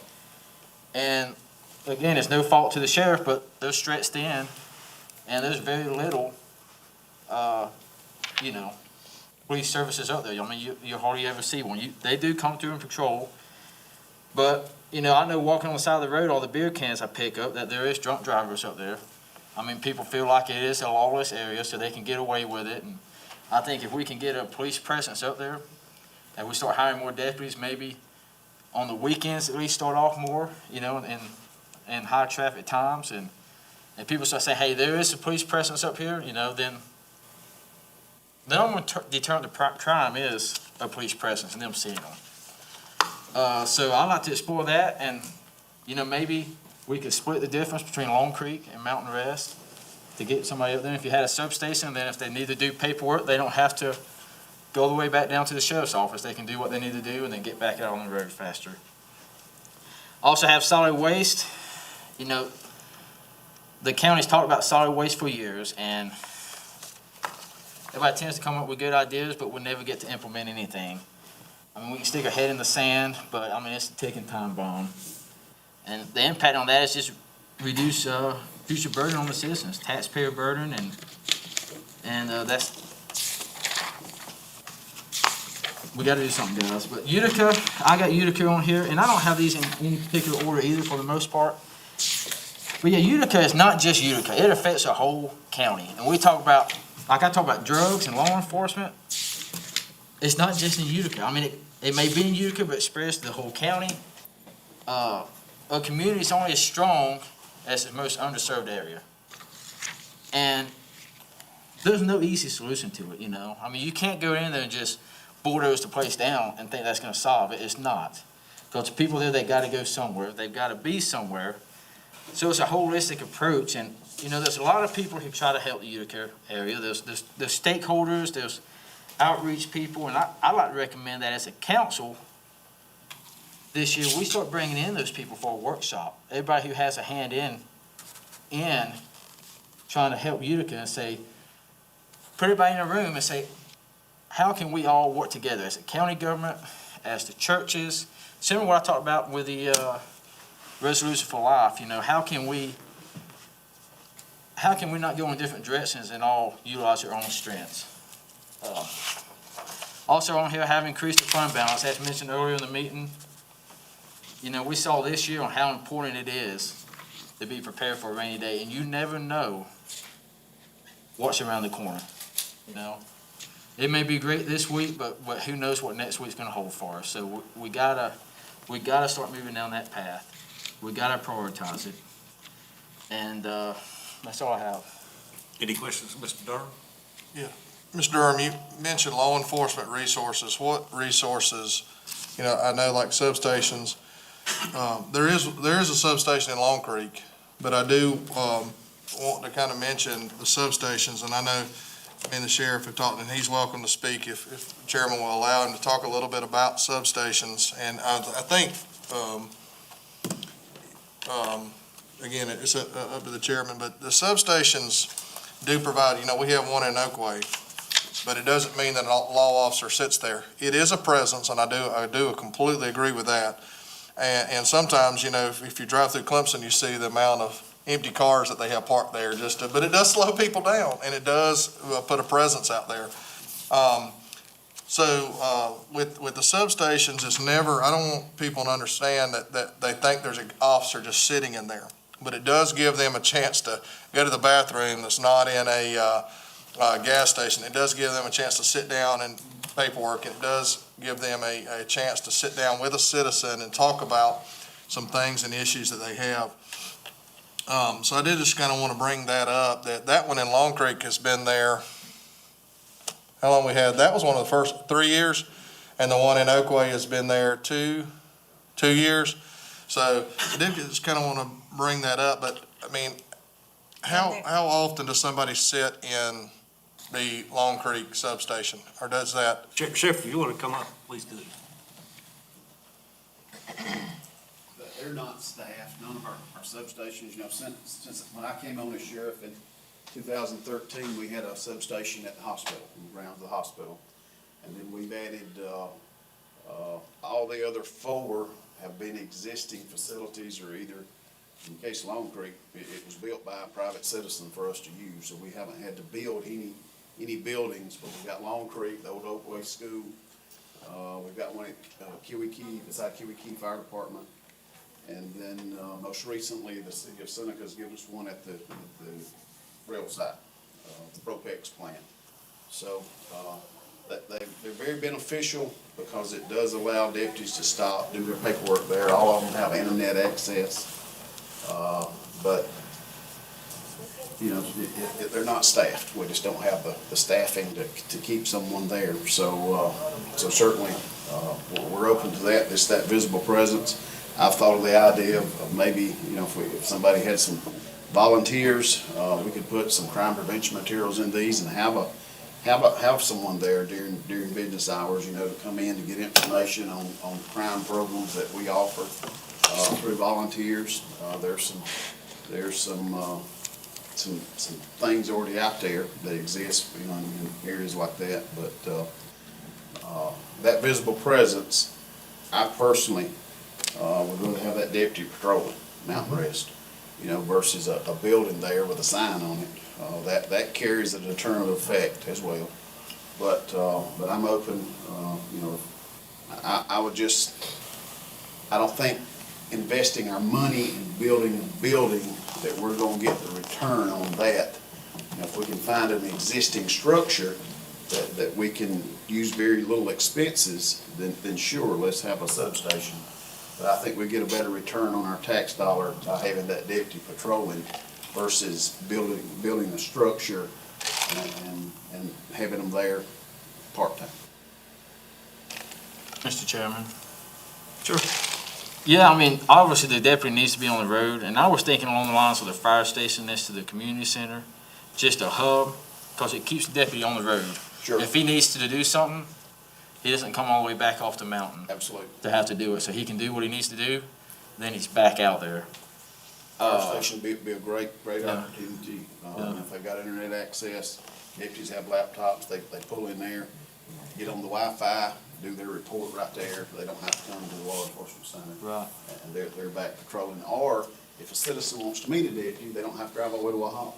That's They right. can call and say, can I meet a deputy at the substation to file a report, to talk about whatever situation we have. So it could be a benefit to our citizens as well. Yeah, and it just goes a long ways too, of if we hire more deputies and we get them assigned to areas, if they're more visible present, it makes people feel safer. right? Absolutely. Makes people feel safer in their homes. They know, hey, I just saw the deputy go by. If I need something, he can be here in maybe 5 minutes, Yes, sir. Because people don't feel safe. I mean, that's what we're here for. Absolutely. Yes, sir. I agree. Any other questions for Mr. Darrell? Sheriff Crenshaw, one of the things that we talked about one time, just because you don't see them doesn't mean they're not there, because I see them, and I know you brought up one thing to me that tracks the timeline of how I guess they're driving through and everything else, and as we've added additional deputies, they're seeing the roads more on a basis. Now, again, the problem is when you have a call, you got 3 or 4 deputies on a call at a time. Now, this is something that I know as council, as we've continued to add deputies, even school resource officers have had to respond to areas because of something like that. And I know several that have spoken to me about how nice it is to know that when I respond, I'm actually going to have somebody to support me in this. Some of these domestic situations or some of these situations that become a little bit violent toward the sheriff's office. So I think from a support standpoint, it seems like we're headed in the right direction with additional deputies. And I bring up the substations just because I don't want a false sense that, because I've had to talk to my district about it, don't think that a deputy sits in there.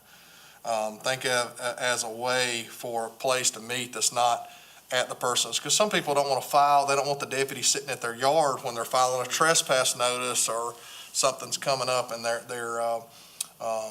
meeting. So it's a good meeting place, regardless of that. And I think from a fire station standpoint, I think, unless I'm wrong, they can use, all our fire stations have internet, and they can use those fire stations at any time. If I may, please, sir, Mr. Chairman. Sure. Oconee County does not own all of the fire stations, sir. Okay. So that we cannot access, we can't grant access to, now, obviously, the ones that the county owns and operates, absolutely. Right. But Oconee County does not own all 17 Correct. rural fire stations.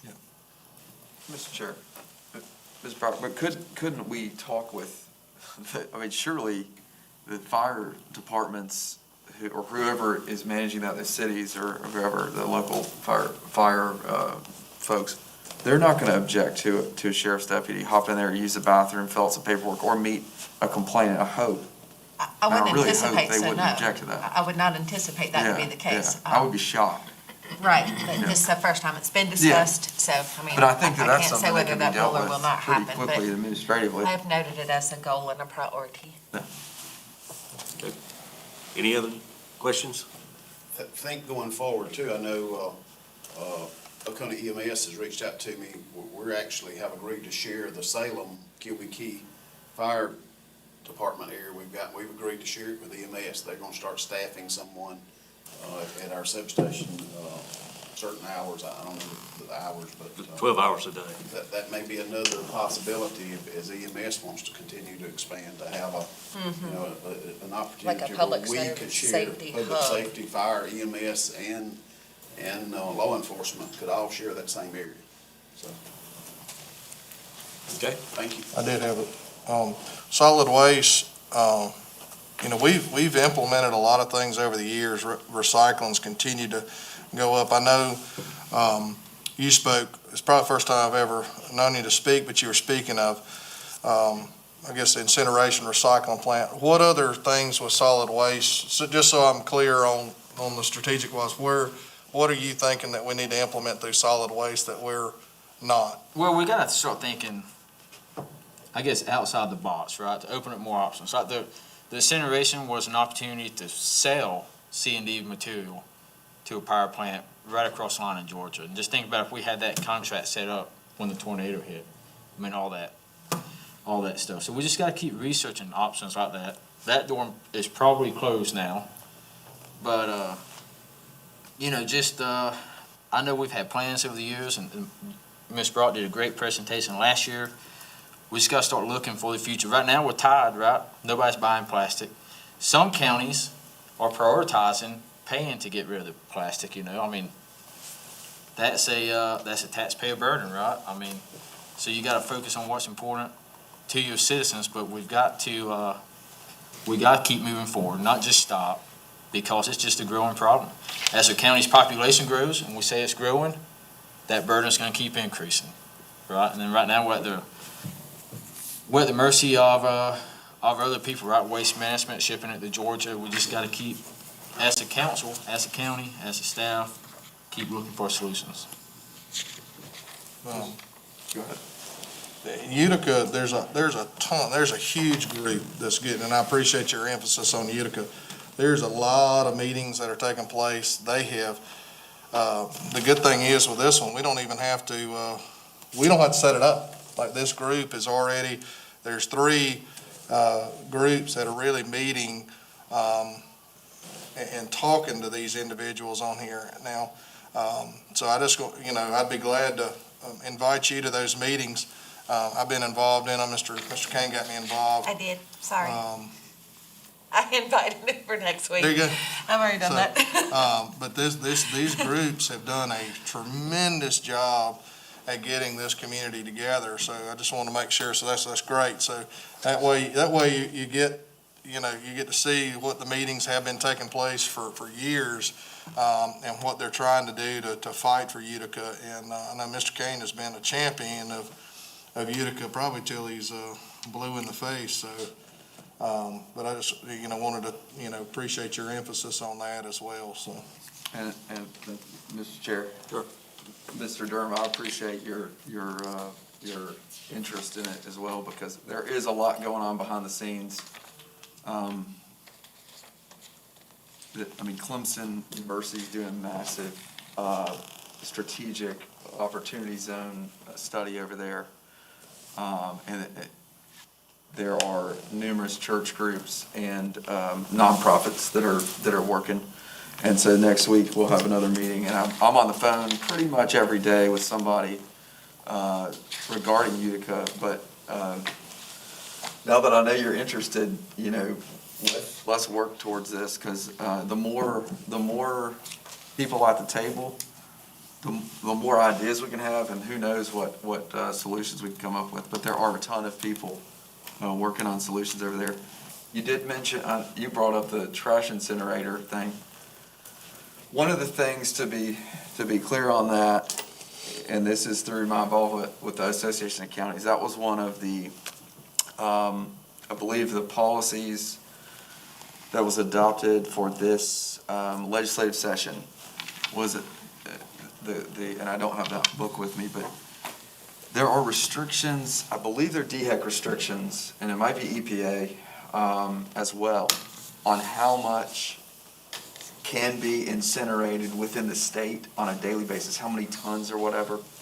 And so right now, this is my understanding based on talking with other councils who are looking at this, we're certainly not the only one. It's not feasible because of the regulatory restrictions on incineration in the state. But we're pushing through the Association of Counties to increase those limits so that it can be feasible. But right now, it's just, it's not feasible. You can't get enough. You can't burn enough to keep the plant operating.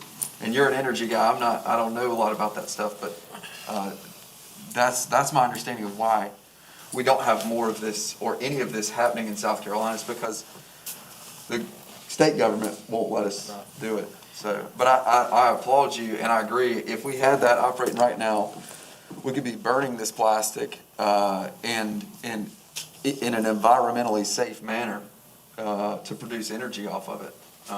But The one in Georgia there that I spoke about a couple years ago, it's a base load plant. They got a 30-year contract to sell their power to Georgia Power. I think it's like 60 megawatts. Yep. And I know there's another one coming up in North Carolina. They're burning trash, but it counts as clean energy, right? So they get all kind of clean energy credits, and that's where the future is. So more of those community-based things is going to pop up. And I'm not saying, I know the one in Georgia had a hard time of getting the fuel they needed to operate as a base load plant. So as more of these keep coming online, if we can grab one early on and get a contract with them, you know, even if we sell it, you know, at cost, you break even. You're not putting in the ground. Ms. Brock and I had met with some folks who were very interested and knowledgeable about this stuff, some energy sector people. And I know Mr. Davis and I have talked to other council members in other counties about maybe trying to do a regional one, because they require, if the larger ones require so much every day in fuel, which is a good thing. I mean, I'd love to be able to be able to. I mean, it's interesting just talking about burning trash, because that's sort of like the old way of thinking. But now, if something isn't done about these plastics, if this is not, I don't know if it's federal or what, it all ends up just sitting in a landfill, and that's a resource that we could utilize for green energy. I mean, somehow it's green, I guess it's safe, but, yeah, I'd love to see that. We have to, and that's the importance of, like, just the Association of Counties, have lobbyists and lawyers who have good relationships with legislators to push forth things that are holding counties back in South Carolina, to make sure we can do what's in the best interest of our county and our region. So thank you for bringing that up, dude. Okay, we good? May I ask one question, please, Mr. Chairman? So Durham, where's the one coming up in North Carolina, do you know? I'll get it to you. Okay, that'd be great. I don't think it would be close enough to us to be feasible, but No. I'll still. Oh, you read my mind there. Yeah. So Ms. Brooks wants us to turn in our plans so that she can summarize them and categorize them. Yes, and we will be prioritizing these during our budget process. You guys want yours back? What I if don't he might mind, need a break, you okay? making copies Hold on, I of them. gotta find mine. I do have one thing I want to add. Yeah, I think we're on the back end. He already had like I've 10 already added, things. I'm gonna add some more. So on solid waste, since we touched on that, Let me take a picture of it. can we talk about having two weight things going into the landfill? Of how many, and I know Mr. Hart gets this, and I know the weigh station coming in and coming out, that line, and of course, I know we had the tornado stuff, but that line coming in and out of there, That might be man, much better. but just the weigh station alone, but I thought it was $250,000. Am I not correct to assume that the coming in and out of the For the landfill, the scales, aren't they? The relocation, well, Not necessarily relocation, but having two a sets package of, deal for it would be roughly $250,000. The scales themselves, no. But you can't operate the scales without the electric infrastructure. There, you have to do a sub-concrete thing underneath it so that when they come to do the tearing, and they make sure that they're calibrated correctly. Swain and I have actually kind of doodled around on paper quite a bit for us to look at the opportunity, thank you, Mr. Hart, to keep one of the scales where it is at the landfill, and then have the exit on the Strawberry Farm side. Directly across from like the BASF entrance. yeah, if you speak to our contractors, just when they're on a job and they're going to dump, it's about now, most of them driving 30 minutes to get there, 15 minutes or whatever. But depending on the time frame, it's usually between the dump and getting back in and out of there, their estimating timeline is about an hour and a half. Now, I'm not talking about at the scale, but I'm talking about that time period. So the things that they've kind of brought up, and I understand, because when you go through there on busy, especially Saturdays, You know, that's why we closed down at 3:45 is the last car in, if I'm not mistaken. Yes, on 3:45. 3:45. I don't know of any circumstance where it's taken more than No, an no, hour. no. What I mean is that when I leave the job site with the load and I drive to there and I have to go through weigh and dump, I'm not talking about but generally speaking, sometimes it does take you probably 15 to 20 minutes from a standpoint of getting in line, coming back across. Yes, And so I think from things that we've looked at, having the single weigh station takes a lot of time. That seems to be where Does. all the weight is. It's not dumping. no, It's not coming back People through. driving into the landfill does take considerable time away too. Correct. You know, we worked on some safety and security measures, Yeah. but because of the nature of it being just a landfill itself, you know, essentially you back up to a cliff, and a lot of people, our landfill attendants, bless their hearts, I've instructed them, do not jump behind vehicles to try to stop people. And do not. People will back into the landfill because it just has this weird, and it happens in all counties. I've talked to other county administrators, and, I mean, down in the lower part of the state, of course, they don't have the topo that we do for landfills, so their landfills actually work high off the ground, where ours are, you know, dug into the ground. The trailer We would park, love of to, course. and actually, Mr. Durham, that's your committee area. So another set of scales at the landfill would be an asset, and for a convenience for every citizen, that would be an enormous asset for the staff of the landfill.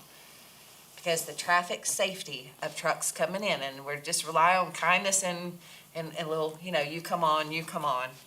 It's a wonder we didn't have significant car accidents. And Sheriff's Office, thank you so much for the traffic control. Right after the tornado, you know, we had 14 National Guardsmen that did nothing but traffic control for 30 days on Wells Highway. Maybe it was 12. Mr. Durham, I'd love to see that on our committee meeting that we got coming up. I agree with you. Well, I've already made a bunch of budget notes here, so I'm ready if y'all are. Do you have a grand total of how much would all cost, Amanda? 12. Everything that you want to do today? Uh-huh. I have a running total, and we're right about 67 million. Okay. Yes, I'm joking. That's a totally made-up number. Okay, so the next thing on the agenda is the annual review. Ms. Rock? Yes, so in front of you, you all have the 2021 annual report. I did not make a PowerPoint for it because, as you'll notice, it is 19 pages long. I decided to write you a book instead of giving you snapshots. I don't need to tell y'all what we did this year because we've been doing it together. I don't really need to tell you that our departments have risen above and beyond one crisis after another. I don't need to tell you that we have survived a pandemic. I don't need to tell you we've responded to a tornado. I don't need to tell you that we learned things about technology. They say you can't teach an old dog new tricks.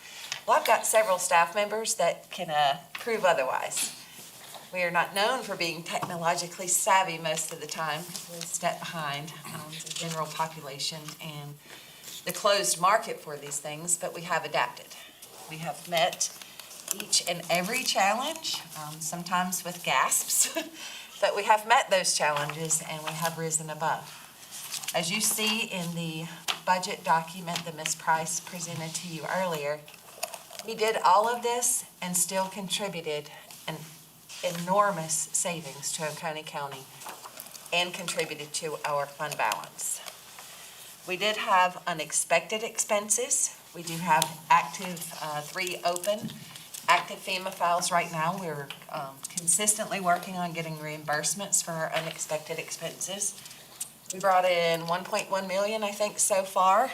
We do consistently work with emergency services and staff for departmental. We still have COVID expenses. Most of us are wearing something related to COVID right now. Most of you are sitting in a different place because of COVID right now. Normally, we would all be sitting here together, but because of COVID, we're not.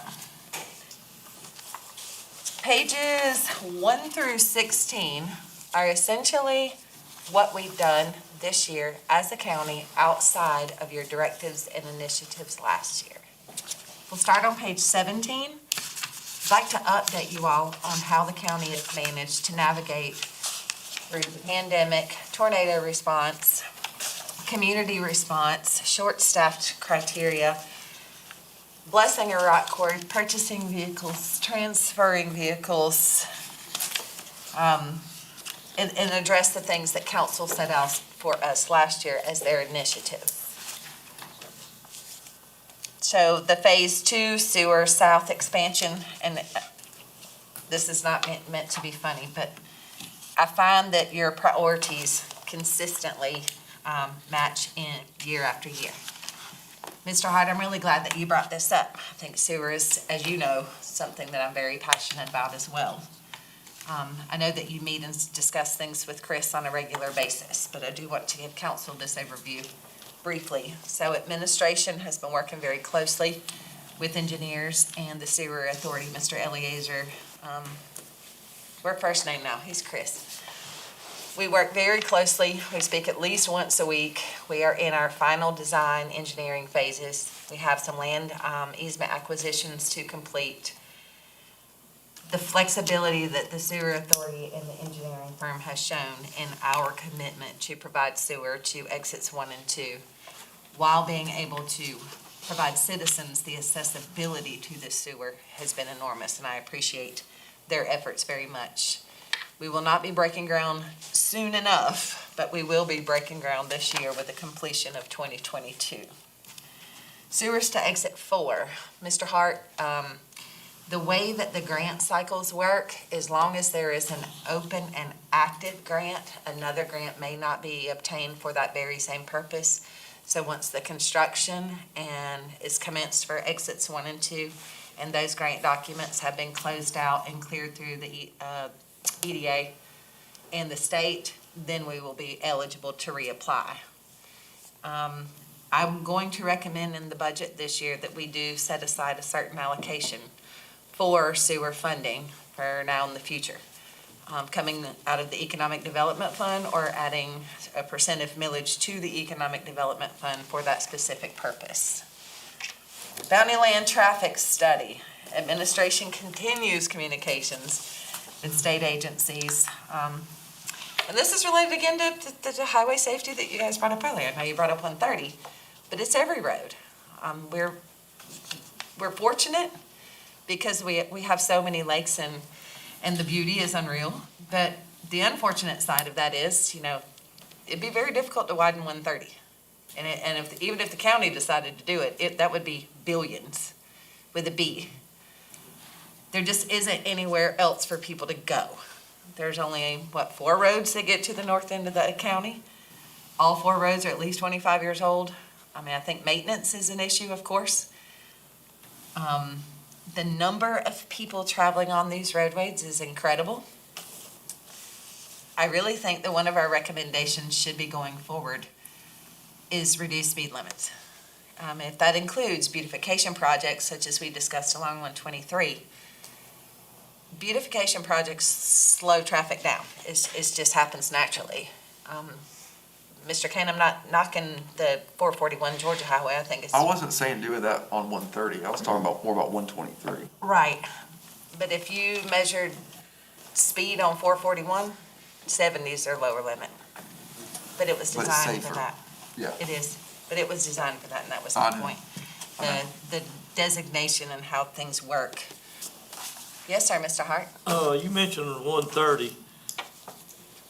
I've talked with some people there at these, I think, Kiwi subdivision and the Neary turnoff. And they say that is a dangerous place. Yes, sir. There needs to be a turning lane to go into Neary and also a turning lane to go into Kiwi subdivision because you're getting those rear ends, accidents happening there. Right. So I have asked Mr. Chapman to work with Lisa Simmering in our GIS department, so we'll start pulling together some traffic safety data to bring back, because I know this has been a priority for you. They did lower the speed limit there to 45, but They did. nobody goes 45.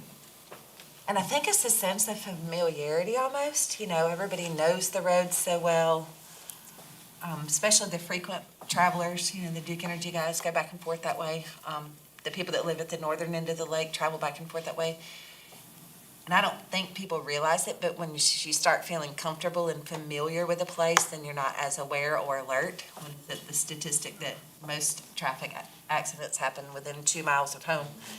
I think we personally as citizens gotten a little bit lazy, and comfortable. It's easy to feel comfortable driving in a place where, I mean, when you're coming across the first part of the dam, it's just like, wow. And I don't know that anybody is meaning to be dangerous or deadly.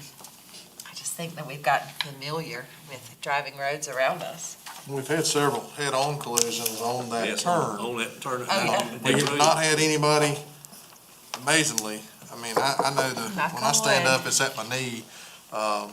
One day I was out there when, just looking, when Newry Mill was going on there, taking some pictures, and I was like, wow, this wouldn't take anything. So, you know, but that specific area, Stanton Road area, and we, of course, when we've talked with the development that's going on in the Newry, and we've talked with Thomas Alexander about that, that's the one area that you actually have room to do some expansion on and have a middle lane, and I know those subdivisions down there are like, yeah, well, if we can do something, where our subdivision entrance is in, if that's part of an acceleration, deceleration, or whatever it is, they are, from my understanding, Mr. Elliott, correct me if I'm wrong, because I think this is both of yours and Mr. Kane's my district, district. but they've been very, very, if you need to take up part of this and we lose our sign or need to move our sign, for safety standpoint, we are for it. It is a downhill slope, and I know one particular lady that is lucky to be with us today that got rear-ended and pushed into oncoming traffic right there. And they release out of that red light there, and I would say it's probably 60 to 65 miles an hour is the average speed in that specific area downhill. So, but, Yeah, and that's probably unintentional too, honestly, for a lot of people. Yeah.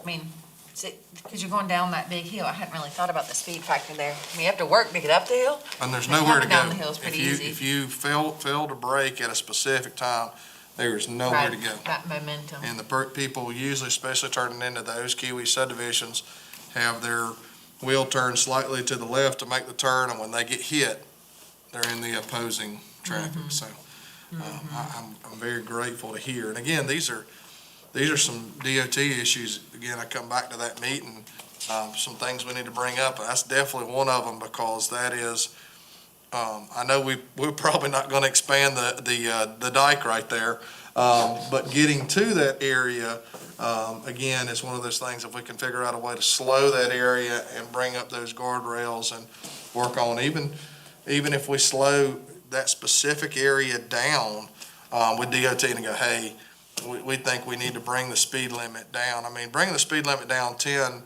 miles an hour, people aren't going to always abide by it, but at least it takes them, it used to be 55 through there. I think it's moved down to 45. It's 45 where all the wrecks are going. Yeah, so I've lived here long enough to remember when it was 55, so.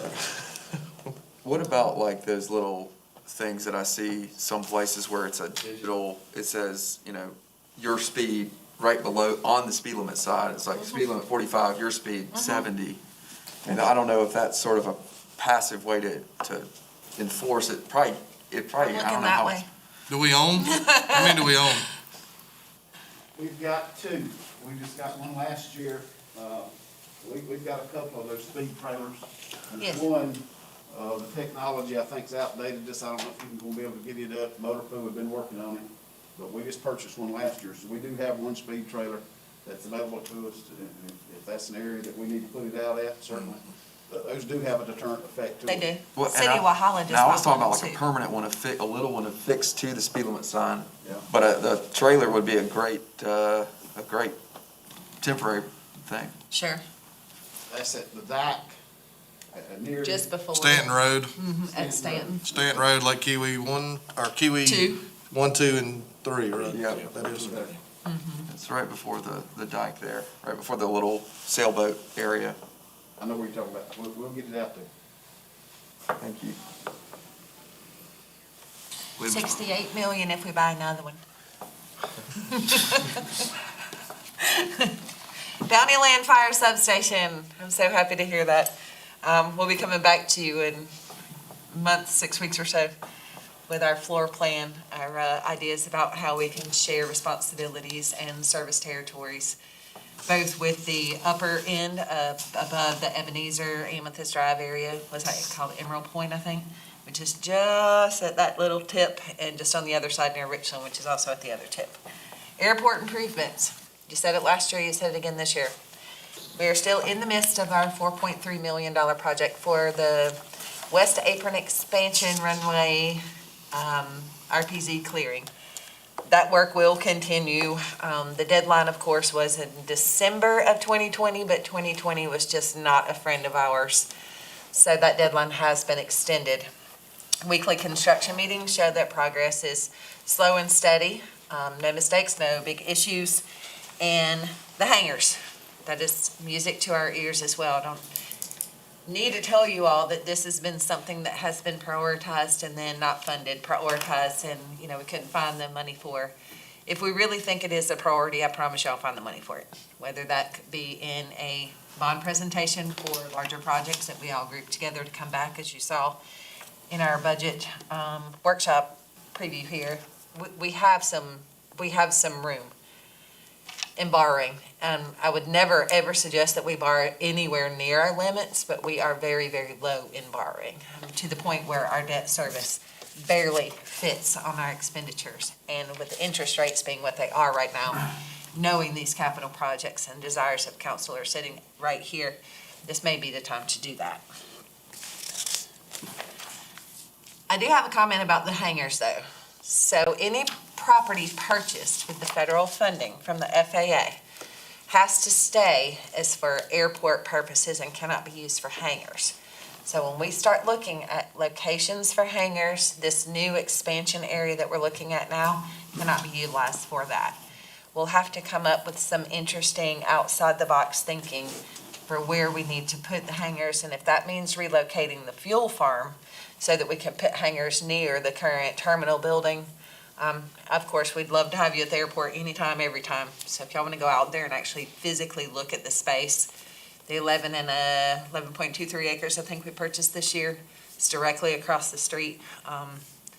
There may be some capital cost with preparing the property itself for hangars, not just the construction of the hangars. Litter control, education, and awareness. I think this year's litter's worse. We have had 2-3 events. COVID has really, really restricted the ability for us to take inmates out and pick up litter. And of course, we're not going to risk anybody's lives in a pandemic to pick up litter. But I feel like it's getting worse. We talked about creating the litter task force. We're working on language to bring back to council for that. Looking at incentive programs, not just punitive. Obviously we can keep increasing these penalties, but I think we need to reward people. Mr. Kane, I think you brought it up to me on the phone a while back about hiring homeless people to pick up litter. It's a great idea. It's a great idea. You can see it and you can reach it and you can pick it up, then we'll have to think outside the box. We'll have to take a multi-faceted approach. It'll have to be strategic and we will need patience. But I think we need to do something. This year, particularly, I think, I live on a corner, and it's the back way to a public school, and you have to go around a curve, and it's wooded.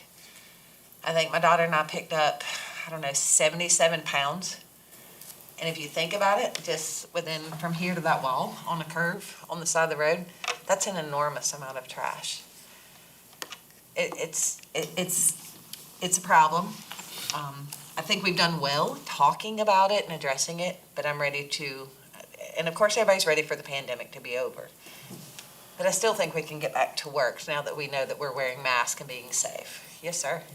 Mr. Chairman, one of the things you talk about litter pickup, do we have, I know with COBA, they do a great job if you reach out to them of supplying you with bags and things like that. And I just wanted to create a resource, maybe through our page, through the website of, hey, if you want a litter pickup on 24 or whatever else, the ability to not only get the stuff from COBA, which is Danielle does a great job with them on getting those things out, as well as can we, not necessarily rent, because I don't want to talk about dollar paying, but do we have any litter pickup signs? I know we do when y'all pick up stuff, where citizens can come in and say, hey, I'm going to do a litter pickup down 24. I just want to have something just set out so somebody doesn't, I mean, it doesn't necessarily keep people from running off the road, but if I came up here and picked up 2 or 3 signs from the county that had litter pickup, just to set down there so people are aware, hey, maybe I need to slow down.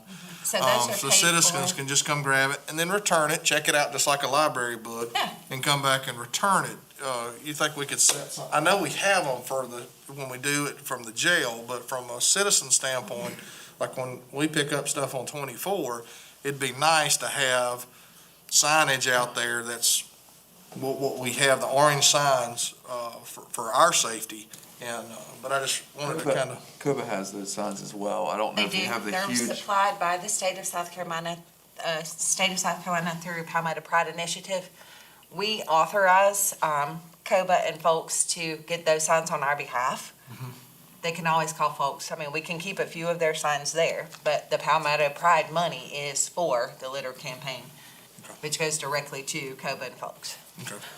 I just know they don't get utilized like, besides those large litter pickups that we do, it's easier, but I just want to make sure citizens know that how we need to go about doing that and maybe. I would recommend safety vest over a sign any day. I agree with that too. Safety vest. Yep. And we do provide those.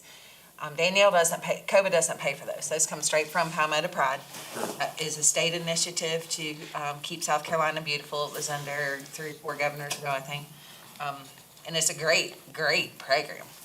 There's an incentive for people to want to do pickups. I mean, she has, when we did the pickup for Service Day here in Walhalla, I mean, they have the gloves, the vest, and the vests, of course, are the little orange disposable ones, but they're perfect for what you're doing. You only wear them for a few hours. Okay. Yes, Utica revitalization. We have gotten somewhere. I know it doesn't seem like it's. No, I'm not. We have. I wasn't. We have. So Criticizing. just less than a month ago, we finished installing the last of the phases for the LED lighting. Super halogens in certain areas where we know crime is more active than others. They have instituted a crime watch zone. Jessica has worked with the neighborhood, community neighborhood watch. I already invited Mr. Durden to next week's meeting, so one of y'all can't come. That would constitute a quorum. I Okay, won't be sorry here, about that.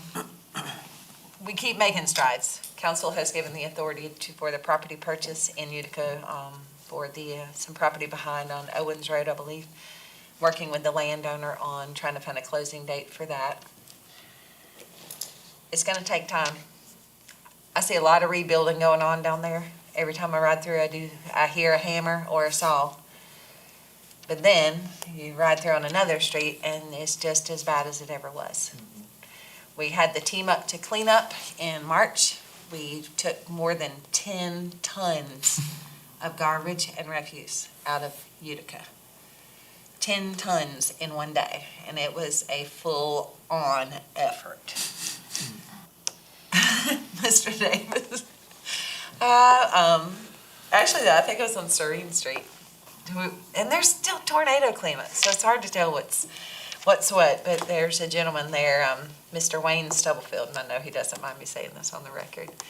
He said that seeing people in Utica like that on a Saturday afternoon reminded him of when he was young, and it really felt like a community. That it didn't really matter if you knew each other or not, but you felt like you had a community. And I think that is the driving factor in revitalizing anything, is giving the people that live there a sense of community back. So obviously, we'll just keep moving with Utica. Slow and steady, again, is gonna win that race. Healthcare was also listed as an initiative, as a Tier 2 initiative from last year's strategic plan. As you all know, we have just recently completed the interior upgrades at the former DHEC building for the Joseph F. Sullivan Center. Staff to come through. We do have the health clinic. It is open. They're expanding services and looking for community partnerships in healthcare initiatives in this portion of the county. Mr. Elliott, I heard you say, not last meeting, maybe a meeting before, that we needed to look at expansion of healthcare clinics in the Salem area. Right.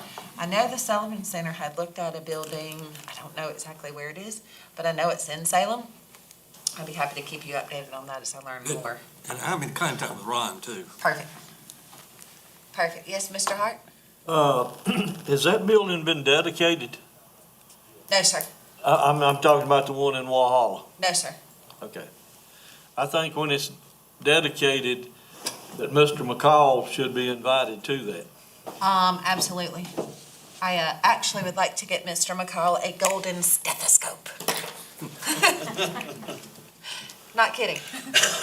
I'm a little much sometimes. Tier 3 strategic initiatives were those that were only listed by a council member or by one council member as a low priority. But I do want to highlight that we have keep working on everything that we're directed to do at all times. Those initiatives are the investment in economic development, parks, recreation and tourism, and economic development as a industrial base. Those investments are reflected here on your at-a-glance card. Also on your desk is a very nice little stretch notebook and the OEA annual report here. Please take some time to review these as you may. And your final initiative for last year's priority investment was to continue the annual investment into your staff. Mr. Davis said it earlier that y'all took a little bit of heat over that. If there's any heat to be taken, please send it my way. Please send it my way. I'm the one that did that. I'm the one that, and I know y'all approved it, but I begged you for it. And I told you that if there was any sacrifice to be made over that, we would rather cut a vehicle than cut the money for staff. Staff has been overlooked for years. You heard it from the sheriff, you hear it. We are catching up though, we are. The gap that used to be like this is now more like this. Furthermore, you've created a place where we want to work. We went through a tornado and a pandemic and flooding and all these uncertain things happened last year. A lot of uncertainty, but people still came to work. And they're pretty happy to be here. Look at all these smiling faces. And that's because of y'all. This has been a tough, tough year. Tough, but y'all have created the trust and the support to get us through what we needed to get through while managing the daily normal functions of just running a government, and we really appreciate that. Your commitment to staff is appreciated by staff. It's welcomed by department heads. It's easier to get people to understand that there's a reason to be here. Our turnover has decreased. I don't know if that's because there are other jobs or other places hiring. You know, we're gonna look at patterns. Can't say in 1 year that it's fixed. That's probably not the case. But in 1 year, our turnovers have decreased. Now retirements did increase, and we're gonna hit that window again in 2 or 3 years. We're gonna have a significant number of people retiring, and then we're gonna have this little gap in experience, and we may end up have to do some increases in wages.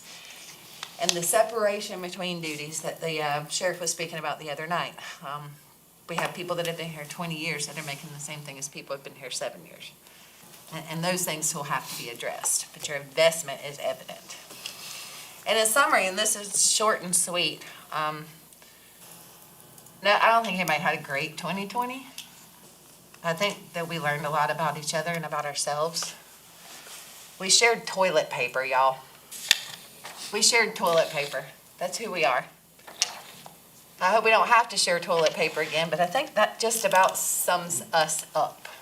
We shared our toilet paper. Ms. Brock, I'd like to thank you and Team Oconee. Thank you, sir. It's been the most trying year for me, everybody. And you guys have done a fantastic job, and on top of that, we had the tornado. Yes. So thank you. Thank you. Ms. Brock, Yes, sir. I've got one for you. Before you was talking about the toilet paper. Yes, sir. Your mother and my mother hung clothes out under the same sun. Yes, sir. Yes, sir. So additional matters, do we have any additional matters? Tonight, I'd like to thank everyone. I think it's been a very constructive meeting. seem to work together. Thank you. Is there a motion to adjourn? Make a motion. Second. All in favor?